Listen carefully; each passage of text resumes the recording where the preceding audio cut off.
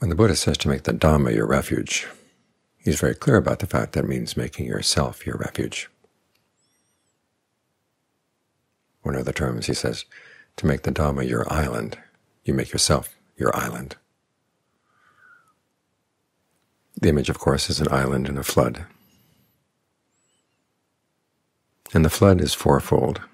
There's the flood of sensuality, the flood of use, the flood of becoming, the flood of ignorance.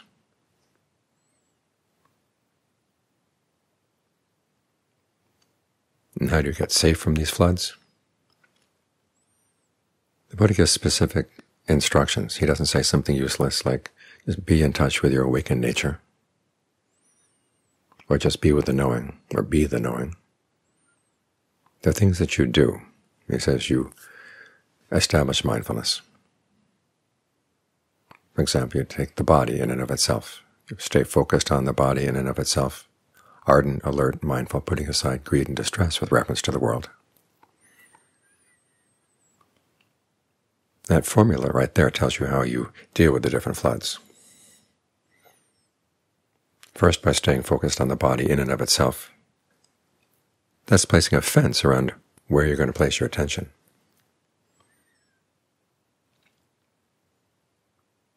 Outside of the fence is sensuality. Think of the Buddha's image of the quail who leaves his field where he's safe and gets caught by a hawk, or the image of a monkey who goes into the area where there are human beings and gets caught in a human trap.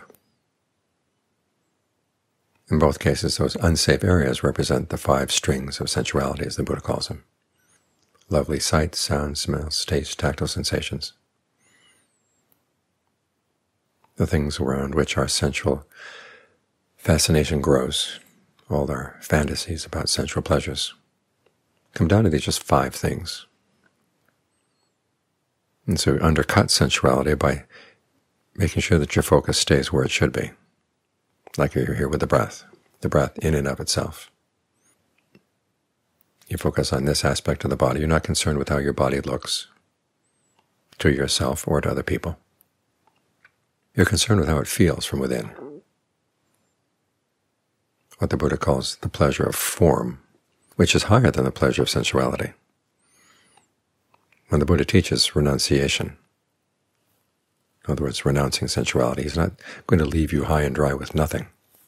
He says you have to develop this pleasure, an alternative pleasure, a higher pleasure. And that's what gives you the strength to resist that flood of sensuality. As for the flood of views, that has to do with the world. Back in the Buddhist days, there were views about whether the world was eternal, non-eternal, finite, infinite. Now, of course, we have lots of political views. All those are a flood.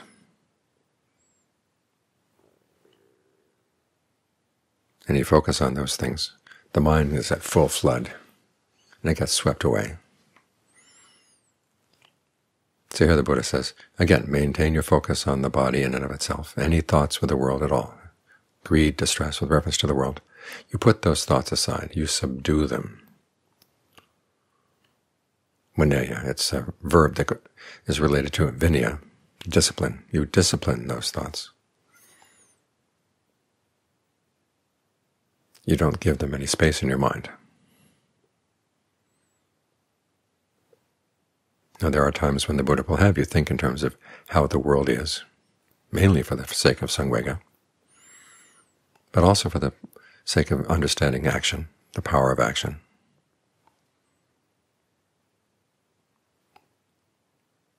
But then you want to realize that where do your actions come from? They come from the mind. And when you're dealing with the mind, you want to look at things simply on the level of name and form, mental events, physical properties. So you've got ardency, alertness, mindfulness, and you've got the property of the breath. And you bring all those together. That forms your island, both against sensuality and against the flood of views. Then there's a flood of becoming. where you take on an identity in a world. If you undercut the world, that helps change your identity. You're taking on the identity of a meditator. This too is a type of becoming, but it's not the kind of becoming that'll sweep you away. It's solid, focused, steady, concerned with understanding the mind, realizing that the mind is the problem, not the things outside. You can make a comparison with a virus that comes in and invades the body. Oftentimes it's the body's reaction that can kill the body. The virus is just the excuse. In the same way, thoughts about the world can come into the mind. And if the mind has a lot of greed, aversion, and delusion, if it has all these floods flowing around, it can drown itself.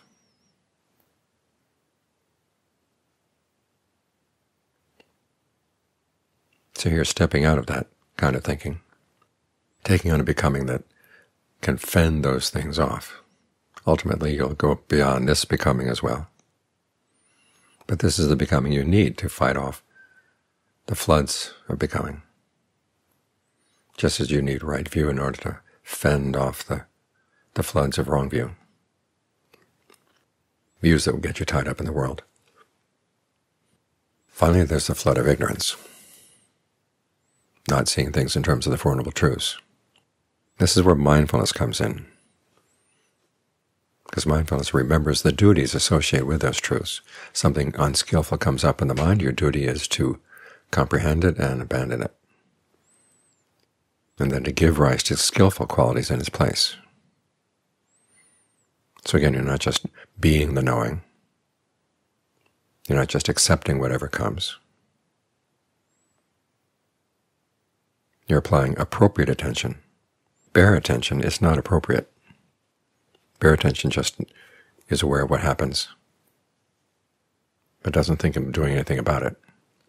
Appropriate attention realizes there are things you've got to do.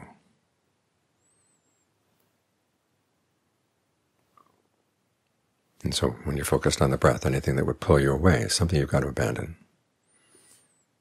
Any thoughts that would help with the breath, get the breath more comfortable, maintain that sense of comfort,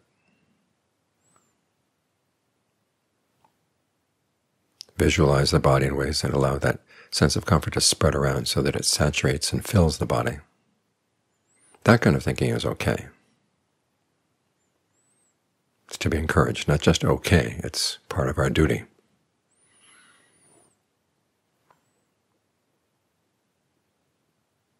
Now, to really go beyond ignorance, you'd have to become an arahant, but you can take on the Four Noble Truths as right view, as your working hypothesis, as you build your island.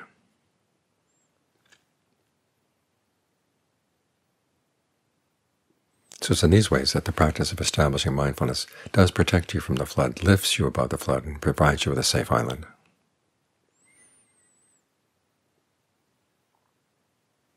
So that whatever comes flooding up in the mind, it's not going to drown you. You have an island above the flood.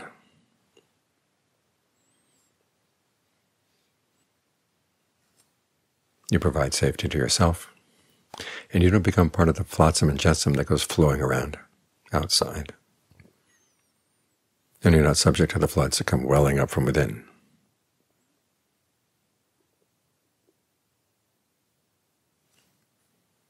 And it's in this way that you take the Dhamma as your refuge. You practice the Dhamma.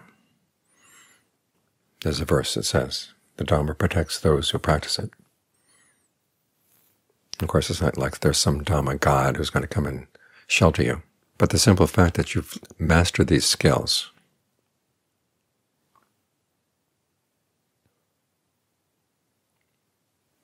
that's what protects you from the effects of unskillful action.